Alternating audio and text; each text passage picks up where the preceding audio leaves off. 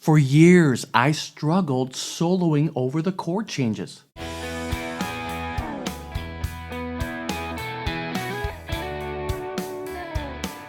We all want to sound connected as we play lead guitar solos.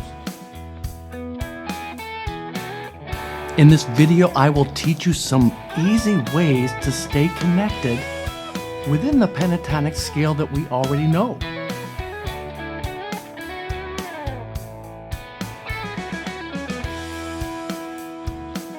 This lesson will be a game changer for a lot of you. So grab your guitar, let's get into it. In these examples today, we're looking at an E chord, D, and A.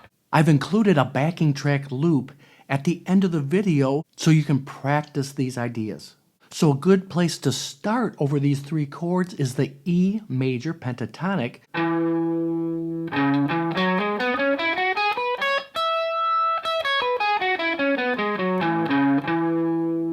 But in this video, I really want to focus on the E major extended pentatonic, which looks like this.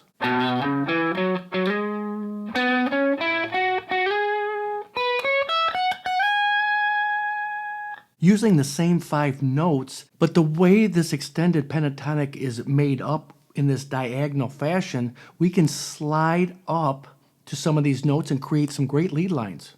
If we really want to sound connected as we play a solo, we need to pay attention to these chords. So there's 2 full bars of E and 1 bar each of the D and A chord, like this. 1, 2, 3, 4, 1, 2, 3, 4, 1, 2, 3, 4, 1, 2, 3, 4, and starts over again. It's important to keep track of that sequence in your head. It's not an easy thing to do, but it is very important. All pro guitar players have a sense of where those chords are moving to. Now, let's get to the heart of this lesson. These simple triad shapes, and don't let the word triad scare you off, because most of these notes are within the scale that we already know. If we look at the E chord here, right in the 9th fret, just barring with my first finger here, on 9 on the D, 9 on the G, and 9 on the B string. Then also looking at this little piece of the E here. On the 12th fret here, barring there with the first finger, and then the 13th fret on the G string. Then walking down the D, it's that same shape, but now we're barring on 10 with our first finger and adding our 3rd finger to the G string here on the 11th fret. Right here is a triad of the A chord. 9, 10, 9 on the E string here is just a nice triad of the A chord. There's a couple notes in these triads that aren't in the major pentatonic, and that's a D note in the 10th fret of the E string I'll be using, and the 10th fret, this A note on the B string.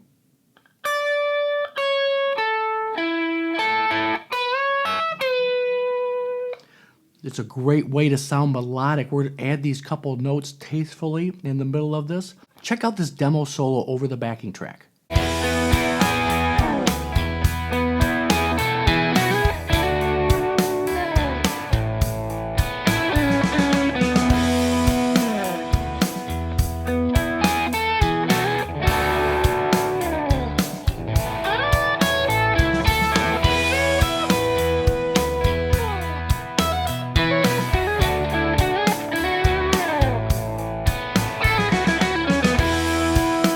So right off the bat, we're looking at that E shape. And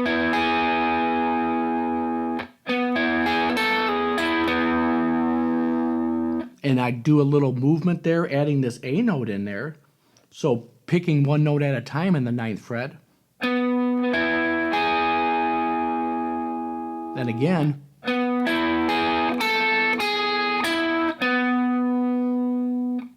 So 10. 9 on the B string and walking back down on the 9th fret.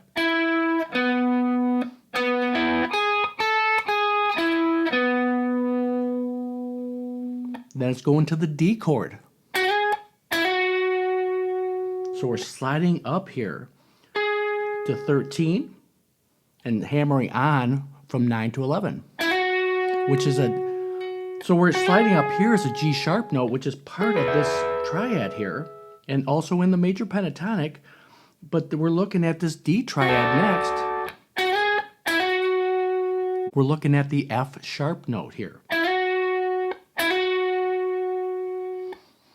Then it's going to the A chord, 9, 12, pull down, I do it twice, to 11, and then back to 9 on the D string, which is a B note because we're back to the E chord. That sequence one more time.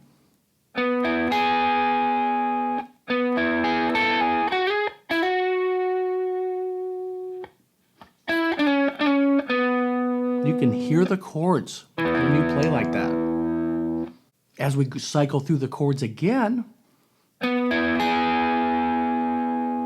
I do the same thing, and I change it up by sliding up to a piece of the triad here, 13 on the G, 12 on the B string, back to 11 on the G, and 10 on the B string. So it's E, but then we're going to the D chord, which is a piece of this triad.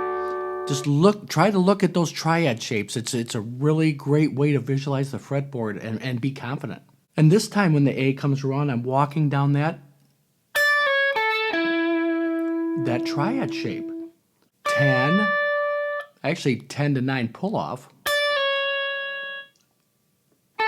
10, 10 on the B, 9 on the G string. Just playing that triad, one note at a time.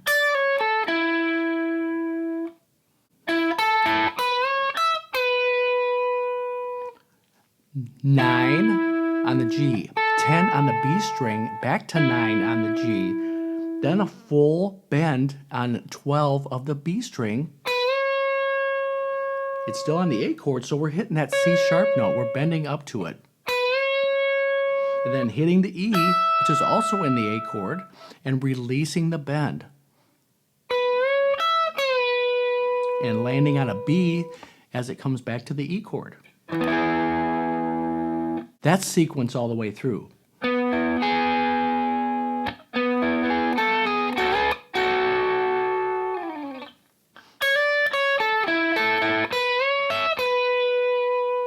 You can just hear those chords go by. After I did that full bend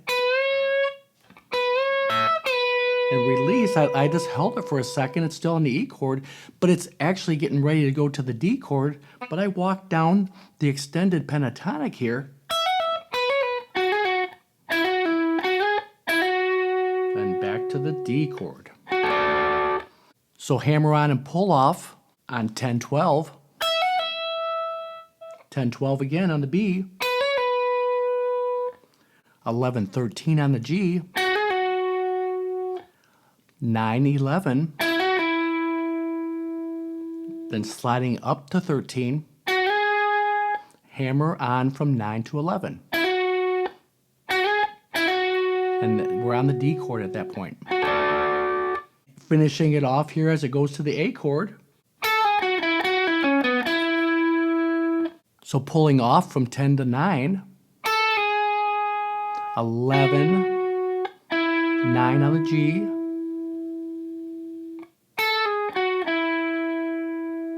then 11 to 9 on the G again, 11 to 9 on the D, and finishing it off on the E note here.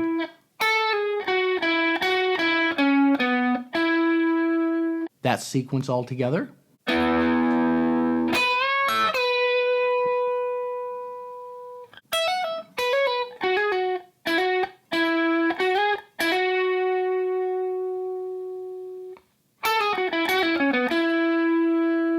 I've attached a few minute loop of this backing track at the end here so you can practice. I hope you got something from the lesson today. Let's talk soon.